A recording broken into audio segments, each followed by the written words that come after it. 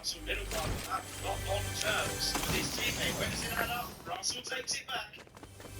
Really, really strong. Final sector, 0.3 of a second. I think he should have more deployment there. Or he's done the hairpin of his life, George Russell, because that's where the 1.2 kilometre straight is. A fairly passive Antonelli in that middle sector as well, didn't it? As Mercedes are harvesting actually quite a lot, but then we do know that deployment is significant. No obvious sign of any mistakes there from Antonelli. You would see that was a nice lap. You'd see Hamilton's definitely hustling off the final corner and ahead of his teammate. Lewis Hamilton finds himself 0.6 of a second back to the benchmark, but ahead of Charles Leclerc. And it's all about this sector for Antonelli to see whether it's a tussle for sprint pole with his teammate. Yeah, as they go again in those tyres, they're both in a situation where neither him and his teammate have improved in first and second sector. I should say they're there or thereabouts, but has he found another way to drive this final sector? And this is where the improvement needs to come for Antonelli. This is where he needs to be lighting things up. Norris is on the fastest first sector of anyone so far. Antonelli goes again, dips down the hill, improves his lap time, but not his position. Leclerc's going to be closer. Is Russell over the line? Again, he misses out on his first air.